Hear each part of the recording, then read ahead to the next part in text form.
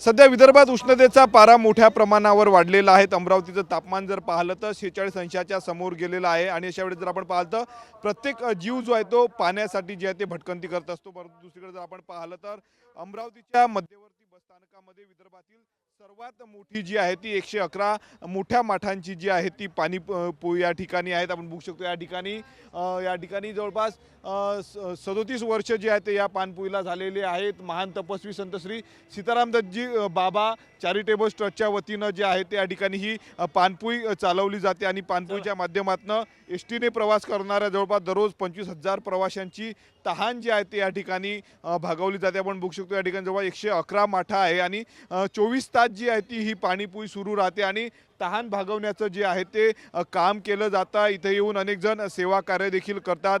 आपण बघू शकतो एसटी ड्रायव्हर जे आहे ते याच ठिकाणाहून पाणी नेत असतात। आपण बघू शकतो एसटी ड्रायव्हरला लागणारं दिवसभरासाठी थंड पाणी जे आहे ते बॉटलमध्ये या ठिकाणाहून घेऊन जातात। आपल्यासोबत चॅरिटेबल ट्रस्टचे आहेत, त्यांच्याशी आपण बोलणार आहोत। काय सांगणार, आगळा वेगळा उपक्रम आहेत? हॅलो, अरे तिकडून तिकडून या, मी सांगतो ना। कसा उपक्रम आहे, काय?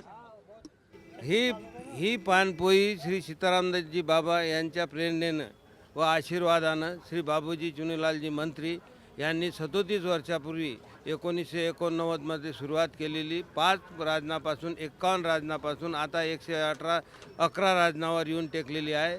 सर्वांचा सहयोग पुष्कळ आहे। यामध्ये सेवाधारी आणि सहकार्य करणारे चांगले दुकानदार सर्व, आता गोयंकाजी आहेत, तिकडून लड्डाजी आहेत, अजून बाकीचे भुतळाजी आहेत, अजून माझी मित्रमंडळी आहे, सर्वजण येतात व सेवा देतात। हे सर्व सहखुशीने सेवा देत असून या पाणपोईचा उपक्रम जो चालवण्यात येत आहे हे सर्वांच्या सुविधाने, प्रवाशांच्या सुविधासाठी जनतेचं कल्याण झालं पाहिजे, त्याकरिता ही पाणपोई सतत 24 तास थंडगार पाण्याने चालवण्यात येत आहे। बाबाची ही कृपा आहे आणि यामध्ये एस टी महामंडळ आणि प्राधिकरण त्यांचीसुद्धा आम्हाला मदत आहे, पोलीस डिपार्टमेंटची मदत आहे आणि सर्व सहकाऱ्यांची उत्तम मदत असल्या कारणामुळेच ही पाणपोई सतत यशस्वी होत आहे।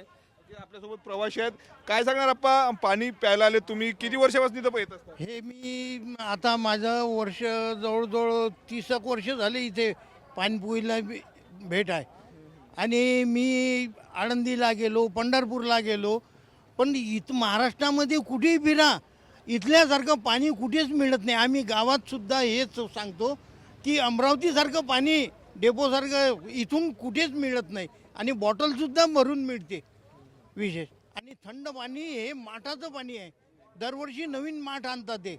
हा, यांचं खरोखर या संस्थेचं खूपच हे आहे कार्य।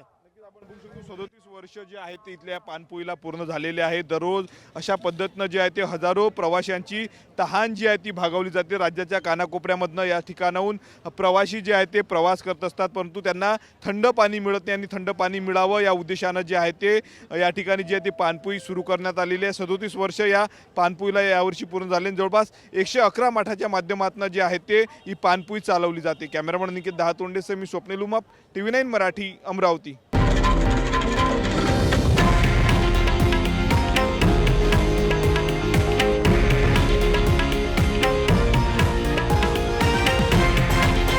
हे आहे देशातील नंबर 1 न्यूज नेटवर्क आणि आपण पाहत आहात TV9 मराठी, एकमेव।